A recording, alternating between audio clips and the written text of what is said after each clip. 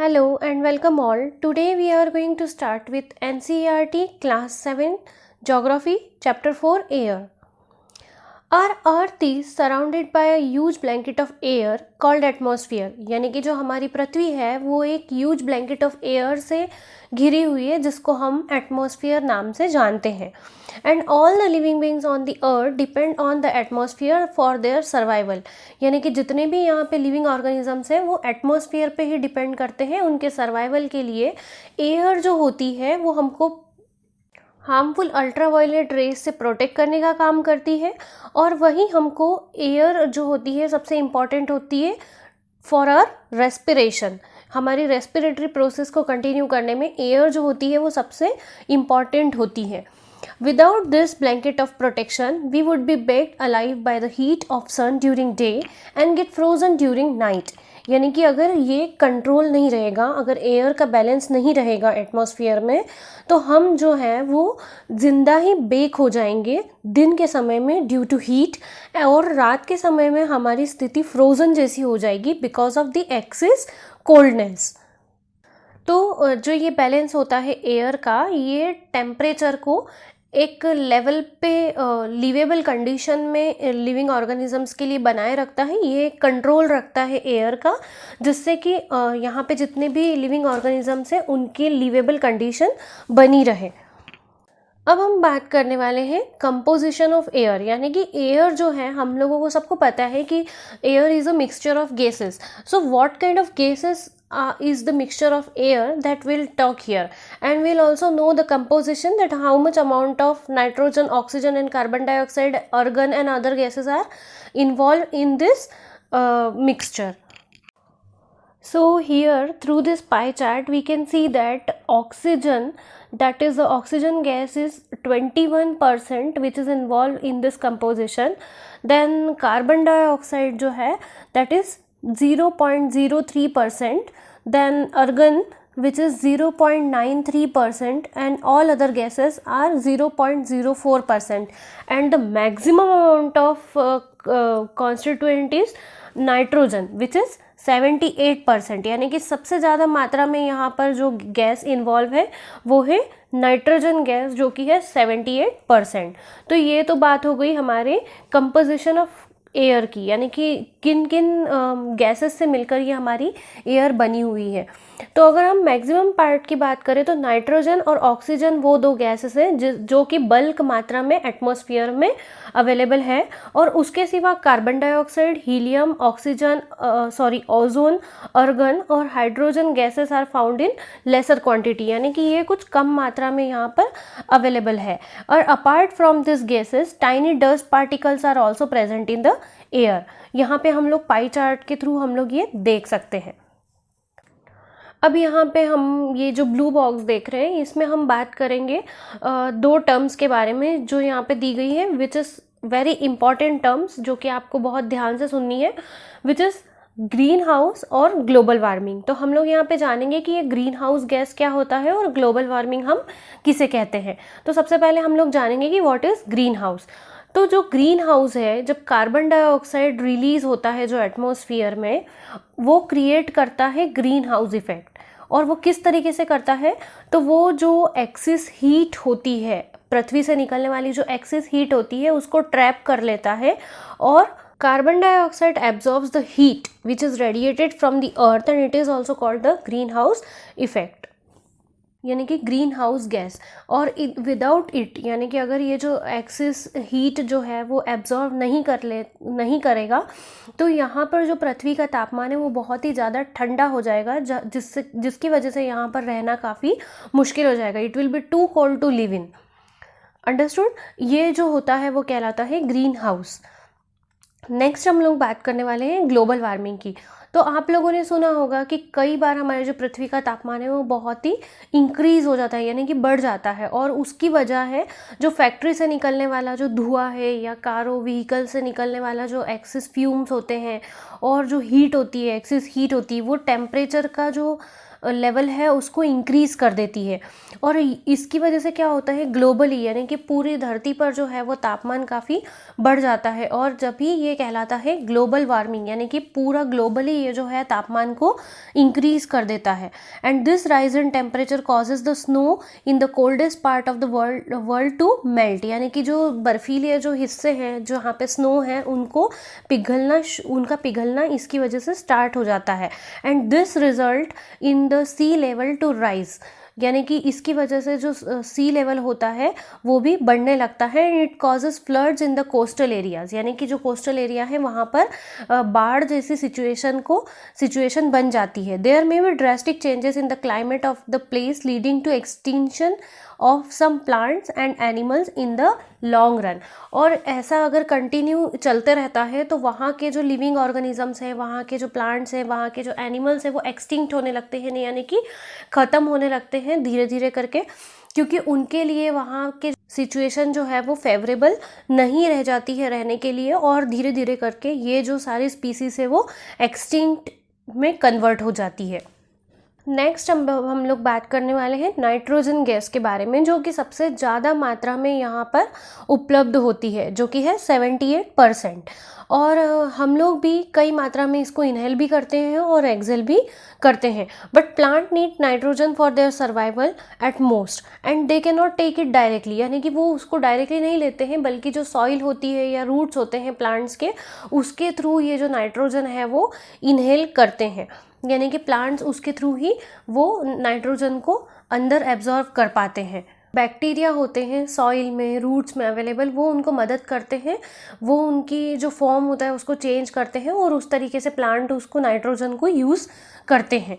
Next जो है वो ऑक्सीजन गैस है, जो सेकंड मोस्ट प्लेंटिफुल गैस है एयर में, जो कि ह्यूमन और एनिमल के लिए सबसे ज़्यादा इंपॉर्टेंट होती है टू ब्रीद इन, जिसकी वजह से उनका रेस्पिरेटरी सिस्टम जो होता है वो काम करता है। और ये जो ऑक्सीजन गैस है वो ग्रीन प्लांट्स प्रोड्यूस करते हैं during the process of photosynthesis, यानी कि फोटोसिंथेसिस के प्रोसेस के थ्रू ये जो ऑक्सीजन होती है वो ग्रीन प्लांट्स जो होते हैं वो प्रोड्यूस करते हैं।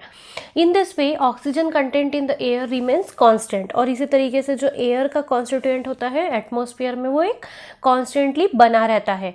और अगर हम पेड़ों की कटाई ज़्यादा करते हैं, डिफॉरेस्टेशन होता है, तो उसकी वजह से ये जो बैलेंस होता है एटमॉस्फेयर का वो डिस्टर्ब हो जाता है, यानी कि वो बैलेंस जो होता है वो मेंटेन नहीं रह पाता है। Now the another important gas which we are talking about is carbon dioxide. As you know that green plants use carbon dioxide to prepare their food, and instead of which they release oxygen, and humans or the other animals release carbon dioxide. So this makes a perfect balance, because as we know कि plants को अपना food prepare करने के लिए जो carbon dioxide चाहिए रहता है, जो ह्यूमंस और एनिमल्स द्वारा रिलीज़ किया गया होता है, उसका एक परफेक्ट बैलेंस है। So it compensate the amount of the carbon dioxide. But when it is release in the excess quantity, जैसे कि हम लोग जानते हैं कि बर्निंग ऑफ फ्यूल्स की वजह से या व्हीकल्स की वजह से अगर ये अमाउंट अगर बढ़ जाता है एटमॉस्फेयर में, so it makes an imbalance, यानी कि ये जो होता है वो इम्बैलेंस क्रिएट कर देता है।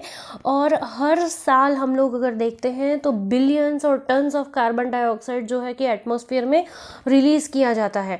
और as a result the increase volume of carbon dioxide is affecting the earth's weather and climate, जिसकी वजह से अर्थ का वेदर और क्लाइमेट जो है वो बहुत ही हैम्पर करता है यहाँ के एटमॉस्फेयर को, which is very adversely affecting the weather and climate of the earth. Next हम पढ़ेंगे, यहाँ पे जो ब्लू बॉक्स में दिया गया है इसमें लिखा है कि when air is heated it expands and become lighter and go up, यानी कि जो हॉट एयर होती है वो लाइट हो जाती है, एक्सपांड हो जाती है, जिसकी वजह से वो लाइट हो जाती है और वो ऊपर चली जाती है। वहीं जो कोल्ड एयर है, यानी कि जो ठंडी हवा है, वो डेंसर होती है, यानी कि उसकी डेंसिटी जो होती है वो ज़्यादा होती है, जिसकी वजह से वो भारी हो जाती है। वो जो गैस होती है वो हैवी होने की वजह से सिंक डाउन, यानी कि नीचे आ जाती है और वो ऊपर नहीं जा पाती है। वहीं when hot air rises cold airs from the surrounding area rushes there to fill in the gap. यानी कि जब ये जो हॉट एयर है ये जो ऊपर जाती है हवा में, तो वहीं उनकी जो स्पेस होती है उसको फिल करने के लिए जो कोल्ड एयर होती है वो उसकी गैप फिलिंग का काम करती है। और इसी तरीके से ये जो एयर सर्कुलेशन का काम है, यानी कि that is how the air circulation takes place, इसी तरीके से ये जो एयर सर्कुलेशन है वो चलते रहता है। अंडरस्टूड। अब हम नेक्स्ट पढ़ने वाले हैं स्ट्रक्चर ऑफ द एटमॉस्फेयर, यानी कि एटमॉस्फेयर का स्ट्रक्चर किस तरीके से होता है। तो देखिए यहाँ पे आपको ये एक पिक्चर दिया गया है जिसमें कि लेयर्स ऑफ एटमॉस्फेयर को बताया गया है। Our atmosphere is divided into 5 layers starting from the earth surface, यानी कि नीचे से अगर हम बात करें, these are troposphere, stratosphere, mesosphere, thermosphere and exosphere. सबसे पहली जो लेयर है अगर हम बात करेंगे तो वो है troposphere. This layer is the most important layer of the atmosphere. It average height is 13 kilometres, यानी कि ये सबसे महत्वपूर्ण लेयर होती है हमारे एटमॉस्फेयर की, जिसकी हाइट होती है 13 kilometre. And the air we breathe exists here. Almost all the weather phenomena like rainfall, fog, hailstorm occur in this layer. यानी कि जो हवा हम लोग अंदर इनहेल करते हैं वो इसी लेयर, एटमॉस्फेयर की इसी लेयर में, ट्रोपोस्फियर में ही अवेलेबल होती है। और ये जो वेदर से रिलेटेड जितने भी फिनोमिना होते हैं जैसे कि रेनफॉल, फॉग, हेलस्टॉर्म, इसी जो लेयर के अंदर है वो डिपेंड करते हैं, इसी लेयर के अंदर वो एग्जिस्ट करते हैं। ये तो हमने यहाँ पर बात करी ट्रोपोस्फियर की। अब जो ट्रोपोस्फियर के ऊपर वाली लेयर होती है वो होती है स्ट्रेटोस्फियर। और ट्रोपोस्फियर और स्ट्रेटोस्फियर को बीच में डिवाइड करने वाली जो लाइन होती है, जो एक मीडियम होता है, वो कहलाता है ट्रोपोपॉज। और स्ट्रेटोस्फियर जो होती है वो ट्रोपोस्फियर के ऊपर होती है। It extends to a height up to 50 kilometres, यानी कि वो 50 किलोमीटर ऊपर तक की हाइट में होती है। और ये एक सबसे आइडियल स्टेट होती है फॉर फ्लाइंग ऑफ एरोप्लेन्स, यानी कि एरोप्लेन के उड़ने के लिए ये एक सबसे आइडियल लेयर मानी जाती है एटमॉस्फेयर की। और इसी लेयर में ओजोन गैस भी होती है, इसकी ओजोन गैस की मात्रा भी इसी लेयर में पाई जाती है। और हमको पता ही है कि ओजोन लेयर हमको हार्मफुल इफ़ेक्ट जो होते हैं सनरेज के, उससे हमको बचाती है। तो ये एक बहुत ही इंपॉर्टेंट चीज़ है स्ट्रेटोस्फियर की, जिसमें कि पहला है कि ये एक आइडियल स्टेट होती है एरोप्लेन्स को उड़ने के लिए, और दूसरा होती है इसी जो लेयर में है एटमॉस्फेयर की वो ओजोन लेयर पाई जाती है। नेक्स्ट इसके बाद हम लोग अब जो बात करने वाले हैं वो है मेसोस्फियर की, जो कि स्ट्रेटोस्फियर के ऊपर होती है। और स्ट्रेटोस्फियर और मेसोस्फियर को डिवाइड करने वाली लाइन कहलाती है स्ट्रेटोपॉज। अब मेसोस्फियर जो है वो है थर्ड लेयर है एटमॉस्फेयर की, जो कि स्ट्रेटोस्फियर के ऊपर होती है, जिसकी हाइट एक्सटेंड करती है अबव 80 किलोमीटर, यानी कि अप टू 80 किलोमीटर। और मेट्रियोइड्स जो होते हैं वो इसी में लेयर में होते हैं और burn in this layer on entering from this space, यानी कि स्पेस से एंटर होने के बाद जो मेट्रोइड्स होते हैं वो इसी लेयर में जल जाते हैं, बर्न हो जाते हैं। इसके बारे में हम ऑलरेडी 6th क्लास में पढ़ चुके हैं। मेसोस्फियर के ऊपर जो लेयर होती है वो होती है थर्मोस्फियर। और मेसोस्फियर और थर्मोस्फियर को जो डिवाइड करने वाली होती है लाइन वो कहलाती है mesopause. Understood. Now thermosphere, in this thermosphere temperature rises very rapidly with increasing height, यानी कि बढ़ती हुई हाइट के साथ में जो टेम्परेचर होता है, तापमान जो होता है वो भी काफ़ी रैपिडली इंक्रीज होता है because of the ionosphere which is available in this part of this layer. यानी कि जो आयनोस्फीयर होती है, यानी कि जो आयन्स होते हैं, जिनकी वजह से क्या होता है कि टेम्परेचर जो होता है वो काफ़ी रैपिडली बढ़ता जाता है। It x tends between 80 to 400 kilometre, यानी कि ये 80 से 400 किलोमीटर तक एक्सटेंड होती है। और this layer helps in radio transmission, यानी कि रेडियो ट्रांसमिशन, यानी कि ये जो हमारे रेडियो वेव्स होती है वो इसी लेयर में ट्रांसमिट होकर वापस से पृथ्वी पर बैक में रिफ्लेक्ट करती है। अंडरस्टूड। इसके बाद जो नेक्स्ट लेयर की हम लोग लास्ट लेयर के बारे में बात करने वाले हैं, जो कि है एक्सोस्फीयर, जो कि सबसे अपर मोस्ट लेयर मानी जाती है एटमॉस्फेयर की।